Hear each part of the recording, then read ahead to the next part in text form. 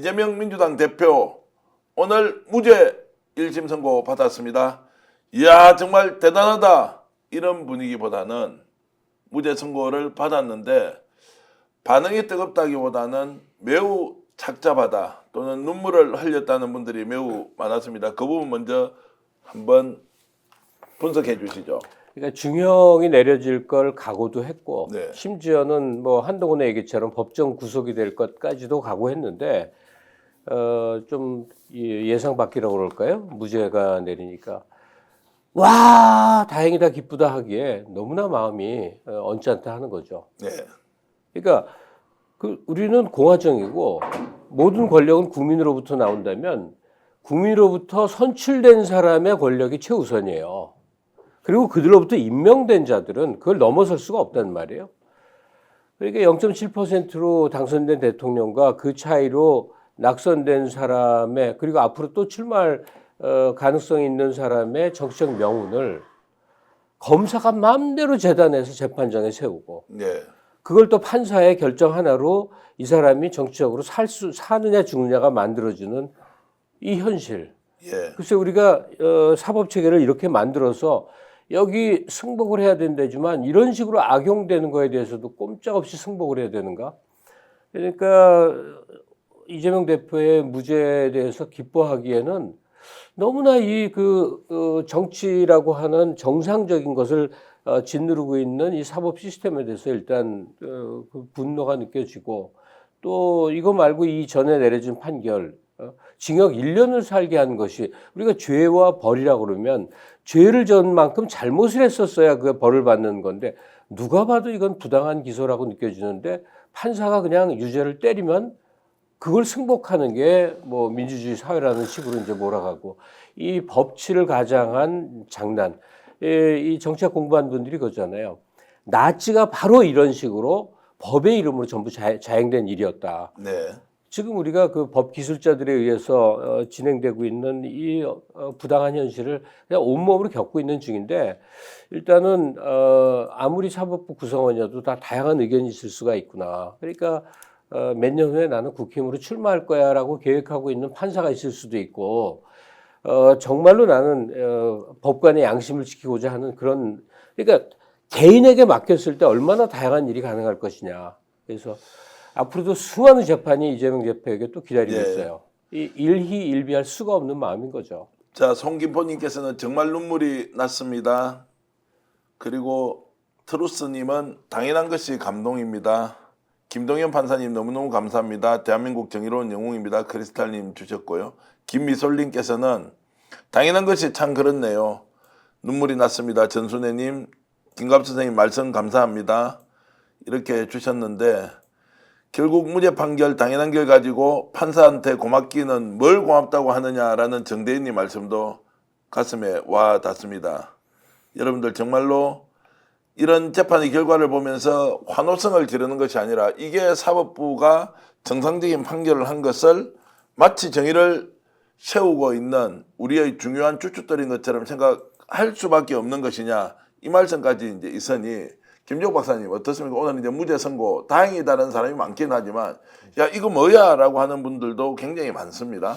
근데 저는 이제 그 김갑수 선생님 말씀도 있습니다만 예. 제가 본 분들은 이제 그런 거지 숨통이 트이는 것 같다. 숨통이 트인다. 이제 그런 분들이 꽤 계세요. 그러니까 말씀하시는 게 뭐 기쁘다 이런 차원의 문제가 아니라 엄청나게 억압당했던 상황이고 이 상황에 대한 해결이 아무것도 안 되는 상황. 그다음에 뭔가 해보려고 하면 대통령은 거부권으로 다 막고 있는 상황.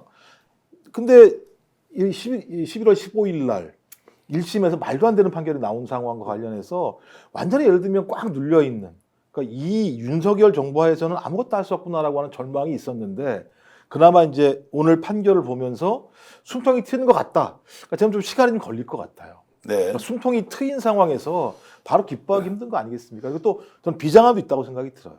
그러니까 야, 이 앞으로 이 산을 얼마나 많이 넘어야 되는 거지라고 하는 측면이 있기 때문에 저는 뭐 오늘 뭐 와 너무 좋아하다 이렇게 얘기할 수는 없을지 모르겠습니다만 이제는 뭔가 가능할 수 있겠구나. 상식적 판단을 하는 데가 나오기 시작했구나라는 판단들을 하시면서 좀 조금씩 좀 이전과는 다른 방식으로 좀 변화하지 않을까 생각이 들긴 합니다. 자, 그래서 이제 정치적 돌파구가 되느냐 아니냐는 좀 이따가 얘기 나누기로 하고요. 오늘 이제 그 선거 공판 이후에 여러분 들어보셨겠지만 이재명 당대표가 어떤 발언을 국민들에게 했는지 직접 한번 공유해 보겠습니다.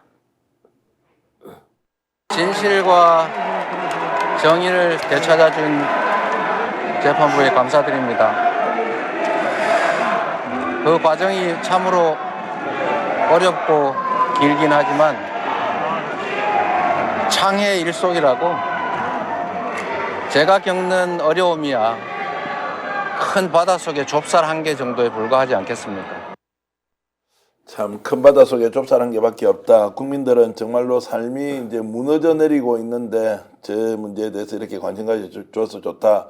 고맙다는 말씀을 이제 해 주셨는데요.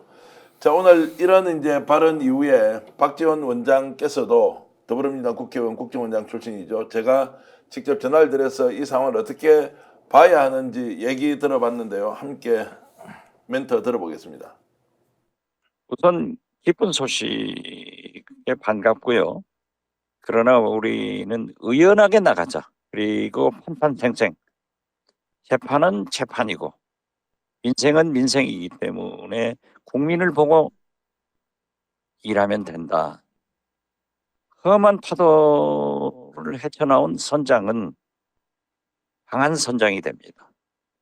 그리고 트럼프, 김대중처럼 고초를 이기고 대통령이 된다고 하면은 우리 민주당은 수권 정당이 되고 어떤 경우에도 이재명 대표를 중심으로 뭉치자, 싸우자, 이기자 이렇게 정의합니다.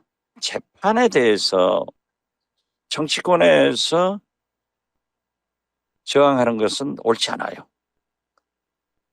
저는 피의자 피고인이 무죄를 주장하는 것은 당연한 일이지만은 저항할 수 있지만은 국내 정치 서열이 집권 여당의 대표 권력을 가진 사람들이 이재명을 유죄를 해라, 중형을 처해라, 생중계해라 이렇게 하는가 하면은 이제 재판 지연 방지 TF까지 만들어 가지고 사법부를 감독하는 것은 강압하는 것은 박정희 전두환 시대로 다시 돌아간 그 한동훈 대표의 태도에 대해서 규탄에 맞지 않고 저는 앞으로 있을 재판에 대해서도 의연하게 재판은 재판대로 대응하고 민생은 민생대로 대응하자 이렇게 말씀드립니다. 자, 댓글 조금 소개해 드리고 우리 지금 김갑수 선생님 말씀을 좀 듣겠는데요. 일단 국민들이 겪는 고통에 비하면 당신이 겪는 고난은 좁쌀이라는 이재명 대표의 말씀에 눈물이 왈칵 이제 쏟아졌다. 열린마음님 주셨고요. 속이 시원하다 이런 말씀 그리고 끝까지 의연하게 그리고 오늘 눈물 흘렸습니다. 초이땡땡님 김현수님께서도 그 바닷속의 좁쌀 이 바로 전대 제가 눈물을 흘렸습니다. 이런 말씀 주셨습니다. 여러 이제 반응들이 있는데 김고부 선생님 조금 전에 이제 이재명 대표가 했던 이야기 이제 보면서 어떤 생각이 좀 들었습니까? 의연한 모습이기도 하고 과거에도 이제 김대중 대통령식으로 거대한 그 핍박을 받고 살아남은 사람들의 그 모습의 일단을 읽을 수 있지 않겠습니까? 근데 이게 해결이 아니라 이재명 대표는 앞으로도 헤쳐나가야 될 수많은 일들의 한 지점일 따름인 거예요. 근데 저는 그 사건이라고 소위 만들어서 검찰이 기소한 일들에 대해서 뭐 한두 가지가 아닙니다만 일단 오늘 벌어진 일만 보더라도 이게 2002년도 일이에요. 22년 전에 소위 검사 사칭이라고 붙어진 사건이에요. 이걸 계속 비틀고 또 2018년에 또 한번 비틀어 갖고 지금 재판이 되게 만든 이런 이 비열함. 여기서 건강한 정치 노선이라든지 민생에 대한 이게 어떻게 가능하겠냐면 이런 식으로 비열하게 상대는 무조건 죽이고 말겠다 하는 건데 그러니까 결론적으로 얘기하면 저는 상식적인 재판부였다면 무죄가 맞지 않다고 생각해요. 이것은 사법적으로 다툴 수 있는 사안이 아닙니다라고 해서 판사가 다룰 일이 아니라고 하는 소위 말해서 공소기각을 했었어야 네. 마땅하다고 생각해요. 저희같이 민간인이 이 법률 조항이나 이 조항 이름을 알고 있어야 되는 이 불행한 시대인데 이걸 법관이 어떻게 다투고 있는 거냐 말이에요. 명확히 정권의 하수인이 되어 있는 검사가 사건을 만들어서 재판장에 세워놓은 일이라면 건강한 재판부였고 정말 의기가 있는 재판장이었다고 그러면 이건 우리는 못 다루는 일입니다. 해서 기각하는 게 맞았다고 생각이 들고요. 이게 이재명 대표에게만 비롯된 일이 아니라 거슬러 올라가면 너무나 많은 기가 막힌 수사와 재판이 있었어요. 대표적으로 온 국민이 아는 조국 사건 같은 거 무슨 딸이 장학금 받은 거 교수 시절에 받은 장학금서부터 거슬러 가서 이걸 뇌물이라고 때리고 무슨 수시 모집 체계 안에서 스펙 쌓은 거를 범죄로 몰아서 부인에게 징역 4년을 때린 이런 일들. 한명숙 사건 같은 거 떠올리면 기가 막힙니다. 어떤 증거도 없는데 징역 매기고요. 김경수 사건 같은 경우도 더 기가 막히고 이런 식의 상식을 벗어나 있는 이 정치 노름이 법의 이름으로 수사와 기소와 재판으로 이어진 일들을 누구도 치유하지 못하다 보니까 이제 만성이 돼서 마음대로 정치 노름으로 정치 재판하고 정치 판결 내리는 거에 대해서 어쩌다 오늘처럼 무죄다 하니까 그냥 우리가 기뻐하기만 하는 이런 일이 들었어요. 아까 박지원 의원께서 그래요. 정치인들이 사법부에 압박을 가하거나 대결적으로 태도 취하는 거 옳지 않습니다. 그래요. 글쎄 정치 논리로 그게 맞는지 안 맞는지는 모르겠지만 시민으로서는 난 동의할 수 없어요. 네. 이것은 공소기각해야 된다. 이건 부당한 재판이다. 이렇게 계속 주장할 수 있어야만 된다고 생각합니다. 어쨌든 이제 오늘 정치권의 다양한 반응, 당연한 규결이다. 그리고 사필 규정이다 이런 이야기까지 이제 나왔는데요. 지금 현재 실시간으로 우리 방송 8,000분이 보고 계십니다. 정치본색 역전의 용사들 생방송으로 보내드리고 있는데요. 많은 분들이 동시 댓글 많이 달아주고 계십니다. 김건영님 그리고 앞서 저희들에게 슈퍼챗을 보내주신 분들도 계셨습니다. 제가 놓쳐버렸는데 지금 댓글창에 지나가 버렸네요. 김현수님, 박대규님 모두 고맙고요. 혹시 이 방송 보시면서 좋아요 누르지 않고 지금 방송 시청하고 계신다면 잠깐 나가서 좋아요 좀 누르면 좋겠습니다. 2,300명 좋아요 눌렀는데요. 구독, 좋아요 눌러주시면 구독하신 분들은 좋아요 좀 눌러주시면 한꺼번에 더 많은 분들이 동시에 국내외에서 방송 볼 수 있다는 말씀 드리면서 벌써 8,300분 넘어가고 있습니다. 좋아요도 좀 많이 눌러주십시오. 자, 오늘 이 재판 결과와 관련해서 저희들이 잠깐 전화 연결을 해서 어떻게 이것을 이제 평가해야 되는지 전현희 최고위원에게 의견을 한번 물어봤습니다. 어떤 분석을 하고 있는지 여러분 함께 들어보겠습니다. 사필 규정의 판결이고 또 너무나 당연한 결론이었다 이렇게 생각을 합니다. 아직도 우리 사회에 정의가 남아있구나 이런 생각을 했었습니다. 사실상 이번 이재명 대표의 위정교사죄 혐의는 죄가 되지 않은 사안을 억지로 조작을 해서 기소한 정치검찰의 야당 대표 죽이기 정치 탄압의 일환이었다 이렇게 생각을 합니다. 법리적으로 볼 때에 위정교사죄가 성립하려면 교사가 있어야 되고 또 기억에 반하는 증언이 있어야 되고 이 양자 사이에 인과관계가 있어야 합니다.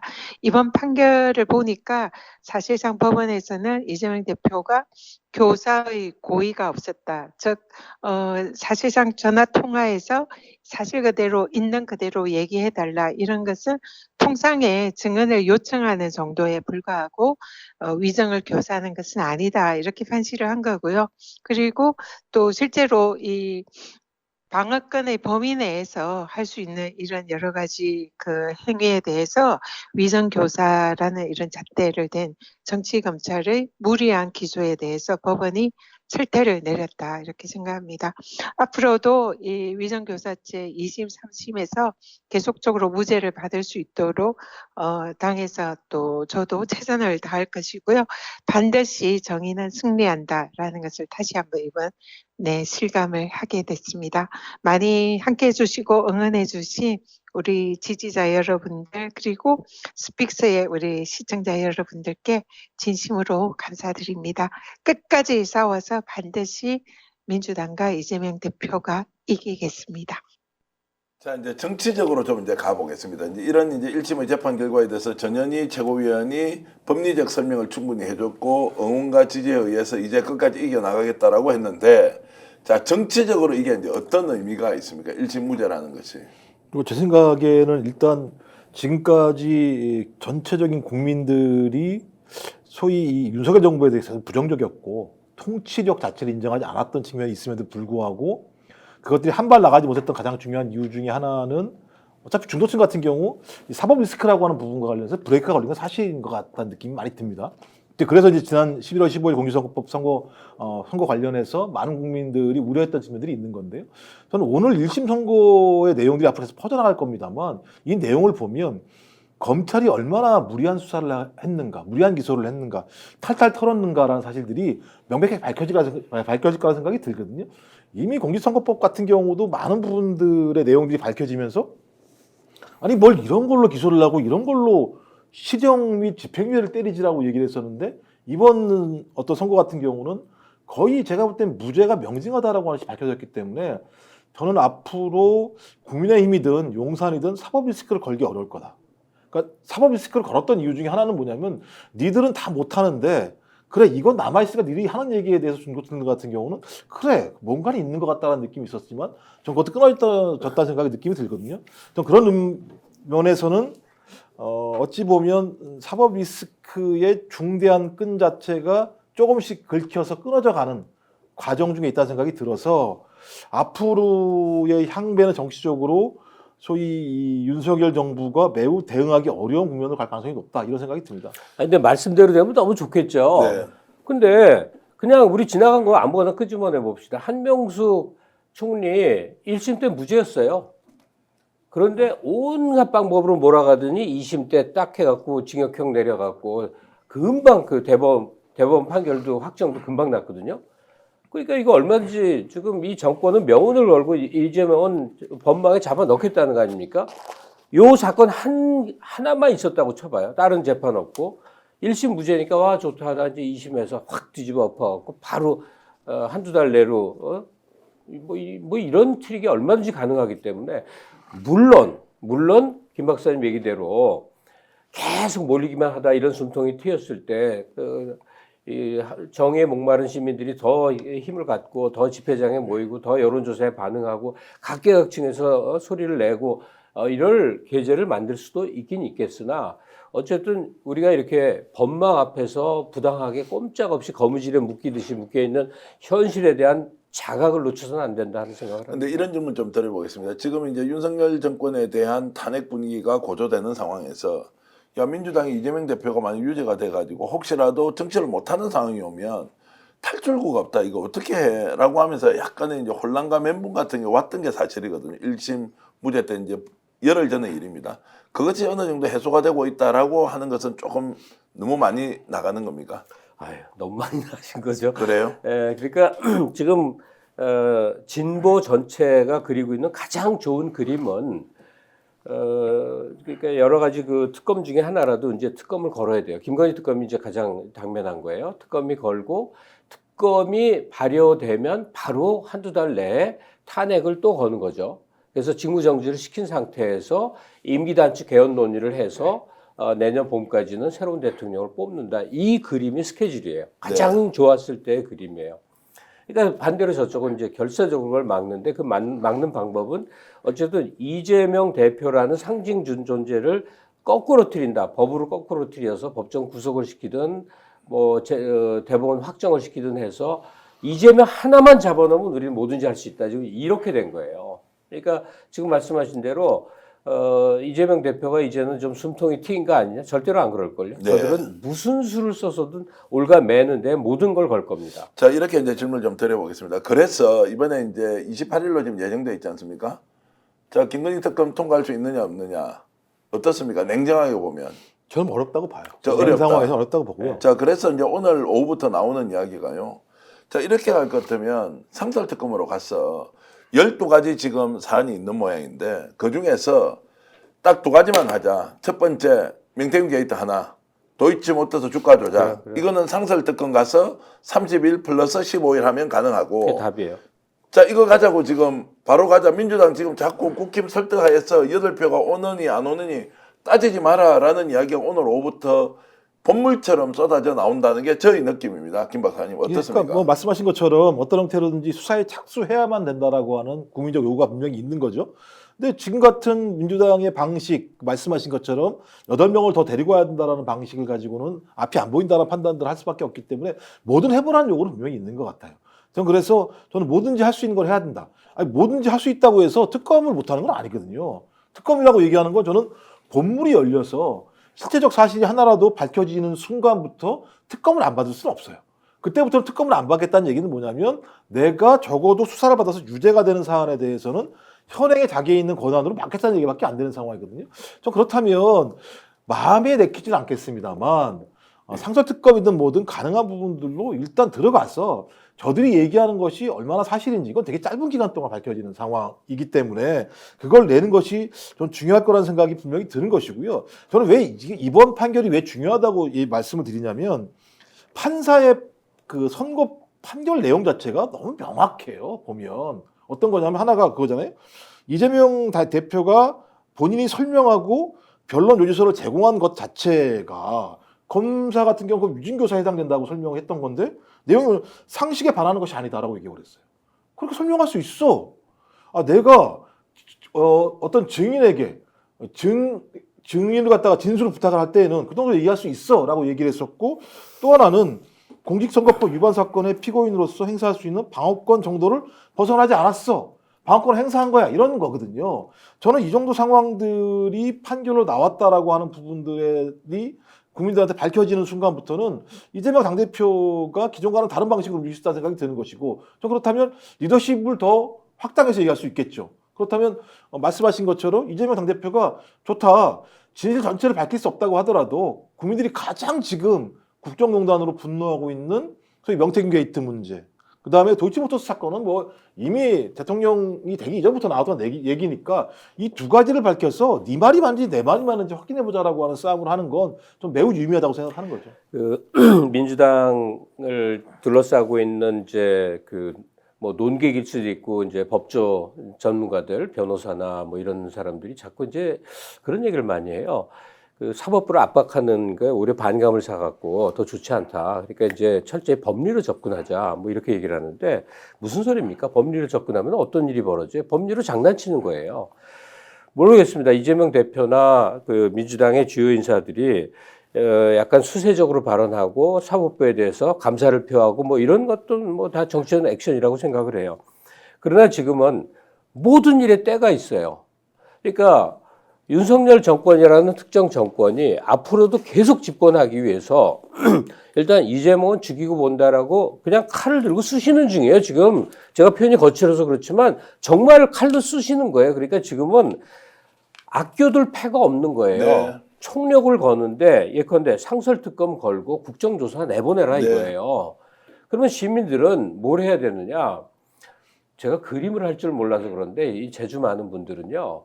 김대중과 룰라, 브라질의 룰라 두 사진을 크게 만들어서 이재명을 상징하는 대표 그림으로 해서 티셔츠에도 벽보에도 피켓에도 이재명과 룰라의 두 얼굴을 그려서 상징으로 삼아서 계속 그렇게 시민들이 항쟁을 시작해야 돼요. 왜냐하면 이 두 사람 뭐예요? 사법의 이름으로 사형 선고도 내리고 룰라는 실제로 징역을 살았어. 엄청나게 말도 안 되는 증거가 없는데 아마도 감쪽같이 숨겨서 없을 것이다. 말도 안 되는 거잖아요. 어쨌든 룰라도 살아나고 김대중도 살아났듯이 부당하고 몰염치한 이런 그 기소와 판결은 역사가 판정을 해서 되살아난다는 걸 입증해야 돼서 저는 그거 하고 싶습니다. 룰라 얼굴, 김대중 얼굴 피켓으로 만들어서 이렇게 들고 다니고 싶어요. 자, 그래서 이제 제가 말씀드리는 것은 이제 아이디어 차원에서는 지금 상설특검 이야기가 있었는데요. 오늘 이제 1심에 무죄가 났잖아요. 그러면 다음 재판까지는 상당한 시간이 있어요. 나머지도 지금 기소되어 있는 게 4건 더 있거든요. 자, 그러면 이걸 1심 선고가 나려면 오늘 그 대장동하고 성남 FG 같은 경우에는 정인 신청이 이미 400명이 넘고 정인 조사하는데도 시간이 언제까지 재판이 갈지 모른단 말이에요. 그러면 선고가 항소심이든 아니면 1심이든 선고가 나올 게 없으면 정치적으로 액션을 뭔가 해야 한다 지금. 왜냐면 국민들은 막 이거 밝혀내라고 지금 난리지 않습니까? 분노가 정말 이제 감당이 안 될 정도로 국민들이 이렇게 열받아 있는데 상설특검 그냥 하자고 우리가 강력하게 주장을 하고, 그러고 말씀하신 대로 특검은 특검대로 가면 되는 거 아니냐. 좀 하자 민주당. 왜 이제 지금 눈치 볼 거 없다라고 하면서 좀 김종욱 박사도 적극적으로 좀 말씀을 해 주시는 게 맞지 않습니까? 제가 적극적으로 얘기를 안 했었나요? 아니, 그 제가 지금 답답해서 민주당이 사법부 고맙습니다. 뭐 좋아요. 지금 힘 모였을 때 할 수 있는 거 모든 걸 다 해야 한다. 상록수님도 걸 수 있는 거 다 그래야 한다. 지금 정말로 타이밍이 예술이어야 되는 거 아닌가요? 박사님? 그러니까 제가 볼 땐 뭐든 해야 된다라고 하는 거죠. 그러니까 예. 진실을 밝히기 위해서 수단을 갖다 예를 들면 전략적으로 정무적으로 판단한다? 전 그 시점 지났다고 봐요.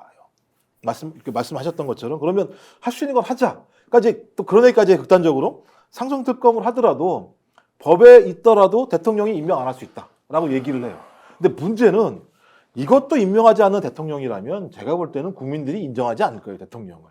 그러니까 적어도 우리의 싸움이라고 얘기하는 건 법정 싸움으로 가면 안 된다고 저는 생각하는 거예요. 이게 맞니 안 맞니 유무죄의 문제가 아니라 저는 이미 대통령은 통치력을 상실했다고 봐요.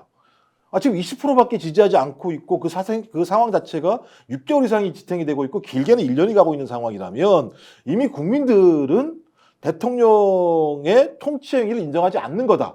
근데 하필이면 민생도 지금 개판이다. 경제가 지금 무너지고 있는 상황입니다.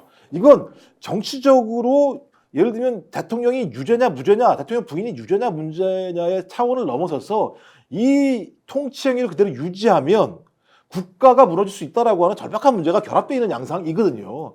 그렇다면 이런 수단들을 민주당이 다 써야 되는 거죠. 이거 쓰지 않는다? 예를 들면 계속 그 국민의힘에 있는 전 양심적인 사람이 있는 점인지 잘 정확히 모르겠습니다만 그 사람들에게 호소해서 그 사람들의 8명이 넘어와서 합법적인 방식으로 특검을 하고 그 특검을 통해서 6개월 정도 전국을 가져가게 되면 어떤 무엇이 올 것이다 라고 얘기하는 분도 계시고, 또 한 분은 그것도 너무 어려우니까 뭐 예를 들면 임기를 갖다가 단축하는 개헌을 하자, 글자만 바꾸면 된다, 이렇게 접근하시는 분들이 계신데 대부분 다 예를 들면 법을 통한 문제 해결이거든요. 저는 사실상 예를 들면 국민으로부터 통치 불능이라고 하는 부분들을 마지막까지 밀어붙이는 방식으로 가야 된다. 전 그게 맞다고 봐요. 맞는 말씀이시고요. 이거 다 경험에서 오는 건데 도저히 안 될 것 같은데 또 어느 날 됩니다. 네. 그동안의 역사를 보면 윤석열이 검찰을 끼고 저렇게 막강히 버티고 있으니까 안 될 것 같은데 공직사회 내부에 불복종 운동이 일어나기도 하고요. 그러니까 그동안 별의별 일이 다 일어났는데 세상에 저는 이제 이렇게 운명난전 아닙니다. 너무 부당한 거는 유지가 안 돼요. 그러니까 윤석열 정권이라는 정권이 지금 지지율서부터 그동안 2년 반 동안의 통치 행태를 보면 지금 말씀하신 그대로예요. 국가 유지가 안 되는데 지금 어거지로 질질 끌고 있는 거고, 그리고 민주당은 될 거를 너무 염두에 두지 마시라고. 물론 네. 제일 핵심은 탄핵발이거든요. 네. 탄핵발이 또 8명 부족해서 안 될 거라고 그러는데 이것도 타이밍이 중요한데 탄핵발에서 제일 우려하는 게 뭐예요? 역풍 우려잖아요. 어떤 역풍이 있을 거냐고. 80%가 반대하고 있는데 여기서 20%는 사실 허수거든요. 15% 빼라는 거예요. 5% 지지라는 건데 어떤 역풍이 불겠냐. 역풍이 없냐? 없어요. 다만 발의를 하면 성사를 시켜야 된다는 것 때문에 지금 미적거리고 있지만 이게 뭐 6개월 갈 일이고 1년 갈 일이 아니거든요. 몇 개월, 요 겨울을 거치면서 할 일이니까 탄핵 발의를 하기 전에 할 일은 상설특검 국정조사란 말이에요. 자, 그래서 양영자님이 이런 의견 주셨습니다. 민주당 머릿속 계산기 빼고 당장 상설특검부터 해라, 명령이다, 이렇게 말씀을 하시잖아요. 이게 민심 아닌가요?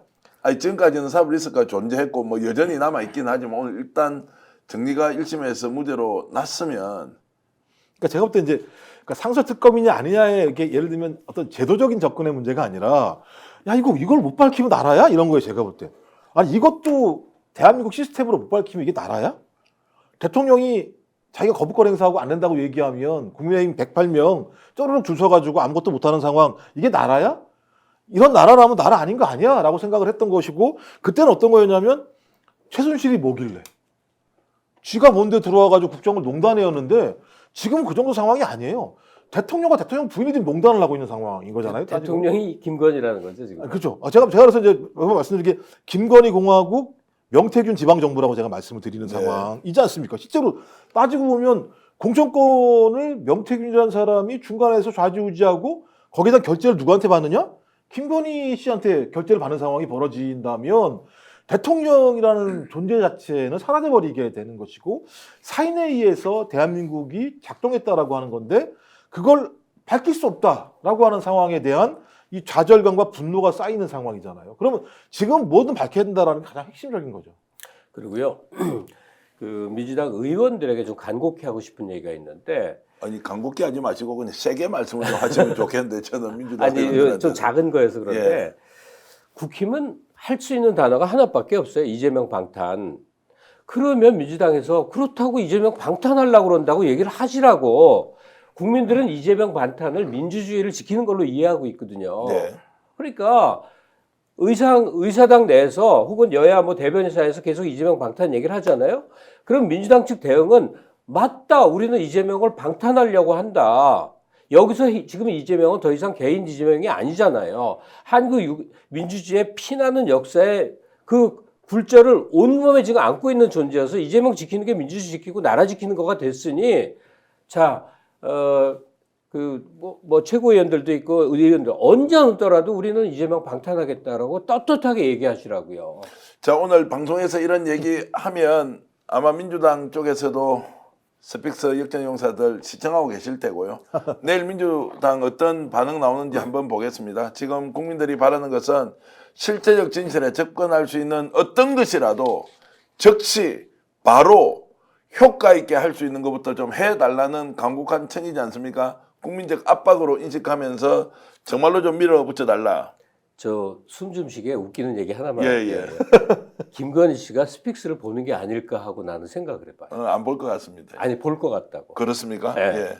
그 왜 그러냐면 지난번에 그 노영희 변호사가 진행을 하고 그 앞에 저 뉴스타파 여기자분이 나와서 뭐 얘기를 했는데 이명선 기자, 예. 그 중에 한 덩어리를 잘라서 예. 그 김건희 씨에 대한 뭐 대단치 않지만 제 기억을 이렇게 얘기했는데 그게 막 조회수가 엄청 나왔더라고. 예. 막 30만 명. 아이고 나도 놀랐어. 근데 댓글을 쭉 보니까 제가 한 발언 중에는 약간의 미스가 있거든요. 네. 아니 별 대단한 건 아니야. 근데 당사자들만 아는 어떤 미스가 있거든요. 근데 그걸 딱 짚어갖고 댓글에 그걸로 막 공격하는 글이 쫘르르 있어. 그러면 당사자 아니면 김건희 씨하고 나 아니면 모를 얘기인데 별건 아니에요. 별건 아닌데 그걸 딱 짚어갖고 막 공격을 하는 거야. 그래서 야 이거 진짜 보나? 예. 아니 뭐 대단한 얘기는 아니에요. 우스갯소리지만 아니, 뭐 잠을 안 잔다니까 볼 수도 있겠죠. 야 그래서 나그 새벽 댓글로 5시까지도. 근데 갑자기 보나 이렇게 질문을 하니까요. 약간 기쁘다는 생각보다는 야 큰일 나겠는데 이 생각이 좀 먼저 드는데. 아니 이게 이제 독재의 기운이거든요. 자기 스스로가 자기를 갖다가 예를 들면 규제를 하는 거예요. 그러니까 이걸 보고 있으면 내가 말을 잘못하면 내한테 무슨 일이 생길 거 아니야? 이게 소위 파노티콘한 논리가 그런 거거든요. 네, 내 스스로가 나를 갖다가 감시하는 게 가장 무서운 건데 그건 맨 처음에 어떻게 시작되느냐? 나를 보고 있다라고 하는 이 두려움이거든요. 저 근데 이제 그 두려움을 깨지 않으면 우리 스스로 감시 틀을 갖다 벗어날 수 없다라는 생각이 분명히 드는 것이고요. 아마 앵커님 지금까지 말씀하신 거 다 따지면 옛날에 날아갔어요. 그래요?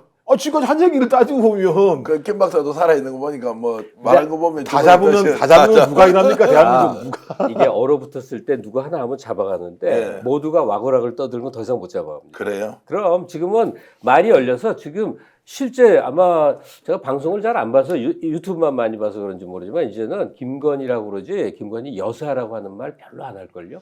아니 저는 김건희 여사라고 하는데 뭐 그래도 막 댓글로는 엄청 비판을 그 하시더라고요. 대통령 얘기할 때도 윤이라고 하는 표현을 예. 그냥 방송에서 하더라고 라디오에서. 예. 이게 작은 게 아니에요. 작은 게 아니라고. 그러니까 우리가 두려움을 떨치고 모두가 외치면 그게 힘이 되기 때문에 저들도 점점 힘이 약해지는 거거든요. 스픽스는 말하는 언론입니다. 대세는 유튜브, 그중에서 스픽스. 좋아요, 댓글, 구독, 알림 설정. 여러분이 저희를 사랑해 주시고 우리가 여러분을 사랑하는 4가지 방법입니다.